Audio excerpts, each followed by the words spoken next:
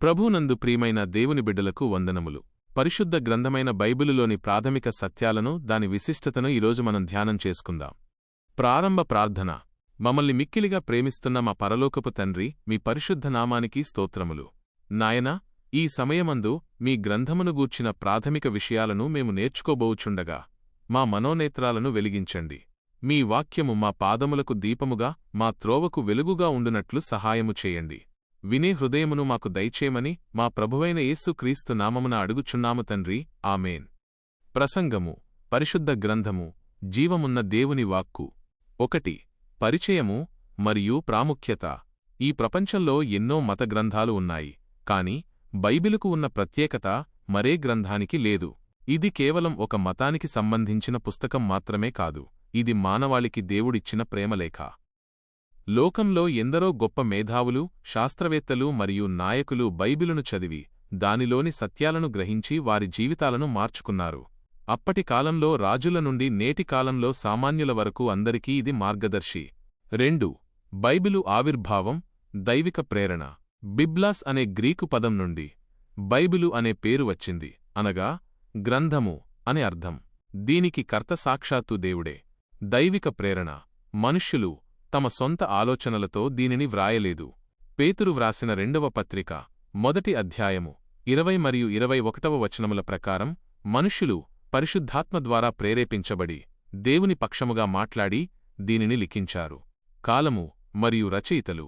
సుమారు 1600 సంవత్సరాల కాల వ్యవధిలో వేర్వేరు ప్రాంతాలకు చెందిన 40 మంది దైవజనులు దీనిని వ్రాశారు. తిమోతికి వ్రాసిన 2వ పత్రిక, 3వ అధ్యాయము 16 మరియు 17వ వచనములు సెలవిచ్చునట్లు, దైవజనుడు సకల సత్కార్యములకు సిద్ధపడి ఉండునట్లు దైవావేశము వలన ఇది కలిగింది. 3. గ్రంథ విభజన మైనస్ ఒక క్రమశిక్షణ. బైబిలులో మొత్తం 66 పుస్తకాలు ఉన్నాయి. ఇవి 2 ప్రధాన భాగాలుగా విభజించబడ్డాయి. పాత నిబంధన 39 పుస్తకాలు. ఇది ఆదిమ హెబ్రీ భాషలో వ్రాయబడింది. ఇందులో ధర్మశాస్త్రము, చరిత్ర, పద్యభాగము మరియు ప్రవక్తల మాటలు ఉన్నాయి. ఇది దేవుడు ఇశ్రాయేలీయులతో చేసిన నిబంధనను, రాబోయే మెస్సియ గురించి తెలియచేస్తుంది. క్రొత్త నిబంధన 27 పుస్తకాలు. ఇది గ్రీకు భాషలో వ్రాయబడింది. ఇందులో సువార్తలు, అపోస్తలుల కార్యములు, పత్రికలు మరియు ప్రకటన గ్రంథం ఉన్నాయి. ఇది యేసుక్రీస్తు ద్వారా మనకు కలిగిన రక్షణను, కృపాయుగాన్ని వివరిస్తుంది. 4. బైబిలు విశిష్టత. నేటి కాలానికి సందేశం. నాటి కాలంలో తోలుచుట్టలపై, పత్రాలపై వ్రాయబడిన ఈ వాక్యం నేడు ప్రపంచంలో అత్యధికంగా ముద్రించబడే గ్రంథంగా నిలిచింది. మొదటి ముద్రణ జాన్ గూటన్బర్గ్ ప్రెస్ మీద ముద్రించబడిన మొట్టమొదటి గ్రంథం బైబిలే. సజీవ వాక్యం. ఇది అన్ని కాలాలకు, అన్ని తరాలకు సరిపోయే సాహిత్య సంపదను కలిగి ఉంది.